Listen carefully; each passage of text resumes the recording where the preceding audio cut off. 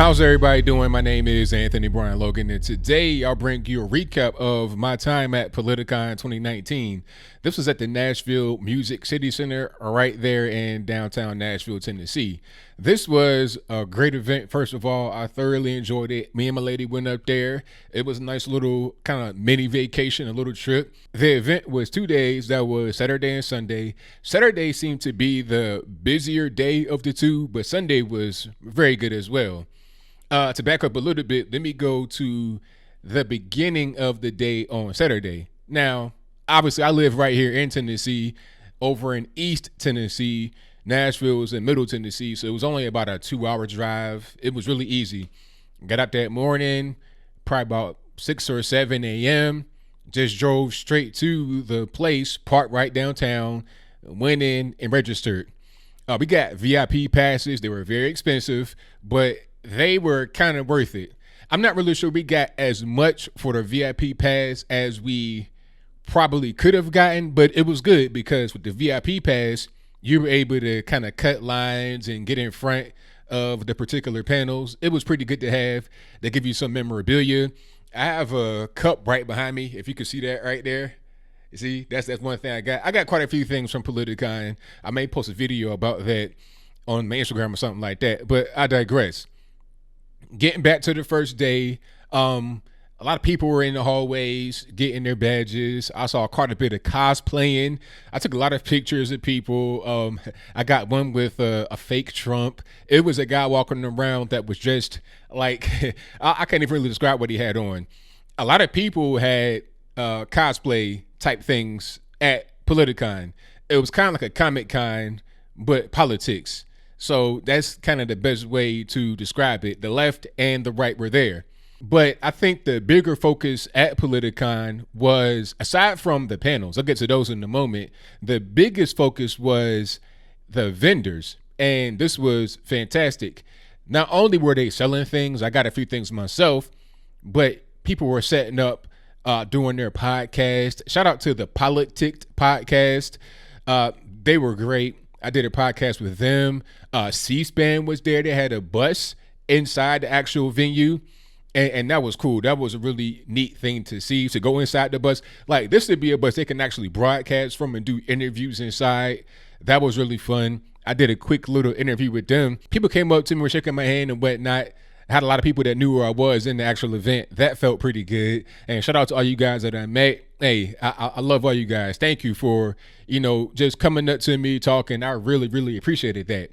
But some people didn't really know who I was. So when I went in the C-SPAN van, they're like, hey, do you want to come outside and do a quick little 5-minute interview? I'm like, sure, let's do it right now. My my hands are getting, 1,000 degrees. So I went outside, did a quick interview, and she was like, oh, you've done this before, haven't you? I was like, yes, I have.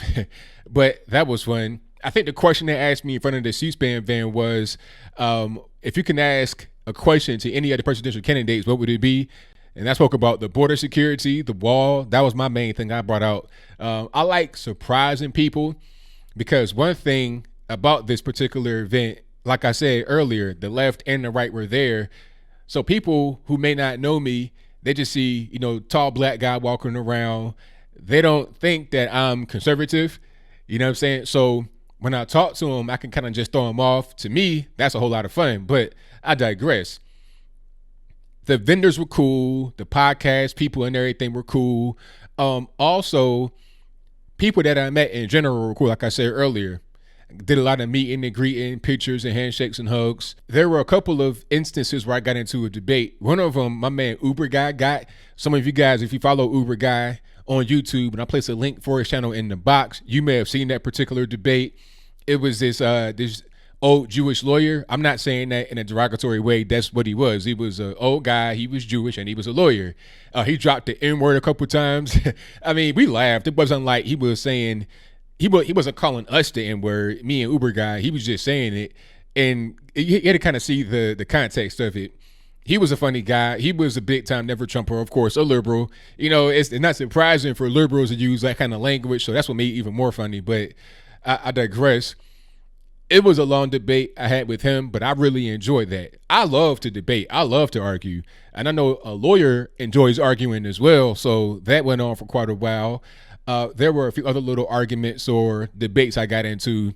I didn't really see a whole lot of fireworks as far as anybody trying to throw fists. Shout out to my man Uber Guy again. You may have seen him and Brandon Strock, the founder of Walkaway, get mentioned in the Fox News article. And if I can find that, I'll link to that in the description box. But they got into it with April Ryan and some of the woke folks on this panel about race or something. I'm not really sure what it was. Oh, matter of fact, it was Teray's panel. Teray's a guy from MSNBC and other places. It was his panel. I think it was about being black in Trump's America. If I'm wrong about that, let me know in the comments below.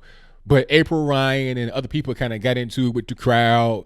It got a little hectic. I was right there at that panel, but I had left and went and did something else right when it was getting kind of hectic and kind of testy. But to get to some of the panels, there were some great panels there. Tomi Lahren and Anna Kasparian from Young Turks. That was a good one. That was fantastic. Tomi did very well. Anna talked a whole lot. Now, one may say that Tomi allowed Anna to speak too much, but I think that was more the job of the moderator. I'm not sure who that guy was who was, moderating, but he should have done more because Anna was just talking and talking and talking about nothing really. If Anna was to jump in, it'd be kind of like, and now it's a screaming match because Anna's not ceasing her speaking, and you got at the same time Tomi trying to talk, so it's just them overlapping each other. It's a really weird thing. But overall, I think Tomi did very well expressing her point of view.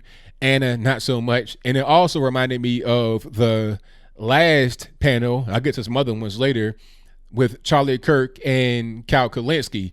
Now, this one was fun. I was right there, front row center to support my friend Charlie. He did a great job.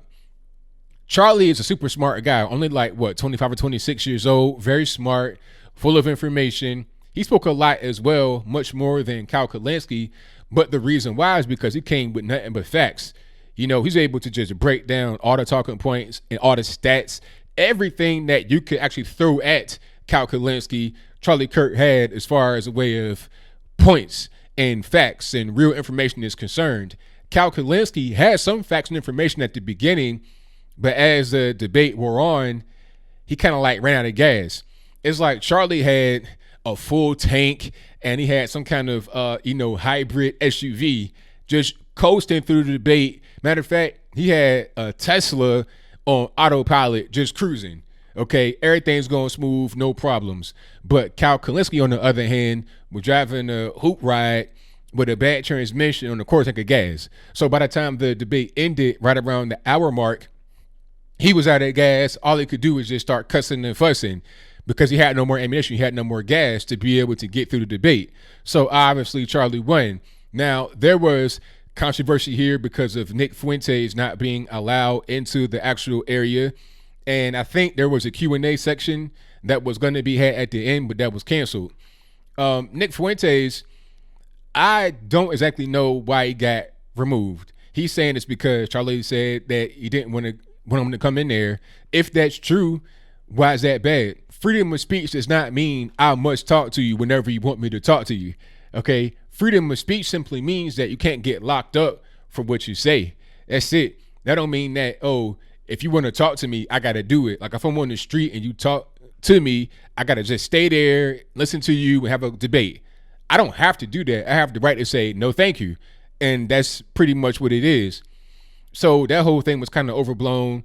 To me, it was nothing burger. You got to have the event be secure. That was a really big one. It was a packed house. Every seat in the place was filled up, and it was a pretty big space. It was almost like a warehouse type thing, but not quite. Really high ceilings. It was a nice venue in downtown Nashville. Beautiful place. But yeah, that was nothing burger. I met quite a few people. Ann Coulter, I met her, and she kind of recognized me a little bit. She was like, hey, do I know you from somewhere? Maybe she does. Maybe she seen me on television or watched some of my videos. I really don't know. But she was very, very nice. Extremely nice person. We got pictures with her. Me and my lady got pictures with her. Just Lee Peterson, my girl had his book, and she got it autographed by him. So that was a really good moment. I met Sean Hannity. It's a funny story there. I'll talk about that later. Who else did I meet? Oh, I saw Lauren Chen, aka Roaming Millennial, again. I met her in early 2017 at UTEP in El Paso. The university is right there, close to the border. Hunter Avalon was there, Alan Bakari, Vernaculus, he was there. It were a lot of influential people that were there. Great event. So it was good to see her again, and I'm proud of where she's been able to get to in her career. Tim Black. Shout out to Tim Black. I met him, and we had like a little, I won't say it was a debate, it was a conversation. That's pretty much what it was. We were just talking in general. We were generating an audience around us. So that was cool. It was good to see Tim Black, who's kind of on the left, I would say center left, I would suppose. It was good to see him and myself have a conversation and it be all good. And then one thing he asked me, he was like, are you independent? You a Trump supporter? I was like, look, I'm a Trump supporter, Trump voter. I'm a conservative. And he was like, well, I did not think, I don't want to put words in his mouth, so I don't really want to, try to say what he said. But basically the vibe I got was that maybe he didn't think the conversation would go this way because it was all good. But nah, it's like, we're here. We're just two guys having to talk. So that was really good for us to have that kind of talk. Shout out to Tim Black, cool guy. Overall, a really cool event on both days. Like I said, Saturday was the busier day. Sunday was pretty busy, but not as. But the main takeaway that we got from the event was meeting all the people that were there. I enjoy being more kind of in the crowd, not so much in, separate sections and whatnot. Although we did have a VIP section in the back, but there wasn't really a whole lot going on there. That's why we had a debate with the old Jewish lawyer, and we were just in there kind of eating food and whatnot. It wasn't really no spectacular place, and shout out to Vincent James, Red Elephants. I met him as well. I met quite a few people. My man from Twitch, I forget his channel name. I think is I'm Really Important. Shout out to him. These events I'm going to are really just for me to get out there more and to meet more people, make some solid connections. I got a ton of business cards. I got so many. And I think the biggest moment for me at the event as I close was meeting Glenn Jacobs, who is Knox County Mayor. You may know Glenn Jacobs as Kane from WWEF. That was just like a dream come true. Imagine being a young man watching WWEF. I can't do nothing. I can't say what it used to be for legal reasons, but anyway, imagine being a young man watching that and you get to meet them in person. You grew up kind of like idolizing them, and then here they are right here in front of you. He's a giant dude. I mean, I'm 6'3", 225. I look like his son in the picture. You dig what I'm saying? Like, he looks like he's the dad and I'm like an 8-year-old little boy almost. He's a big guy. Super nice, super funny, just down-to-earth person. One thing about these events as I close, you meet people and they're just regular humans. You may have some kind of back and forth Twitter disputes and whatnot, or you may say, oh, that person is terrible. And once you meet them in person, a lot of that goes away. You see them as an actual human being. They become humanized. It was a really fun event. I definitely want to go to the next one. Hopefully it won't be all the way on the West Coast. Hopefully it'll be over here close to the East. The Nashville location was great. It wasn't a whole lot of hitches. They had an app that tell you when everything was going on. It was great. I loved it.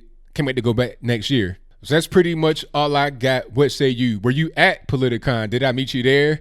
If so, let me know in the comments below. Also, if you were there, did you enjoy it? What was your favorite panel? Was it one that I have not mentioned? Was it one that I did mention? How do you feel about some of the spicier, the more contentious moments? Was it good for the event? Bad for the event? Did you have any issues with it? If you did not go, what was your favorite moment that you saw from social media, YouTube, Instagram, Twitter, whatever? Do you want to see a thing that was not there, which should be included? Whatever your comments are, please let me know in the comments below. And that's all I got to say for this video. If you like what you heard, please comment, rate, share, and subscribe. Peace.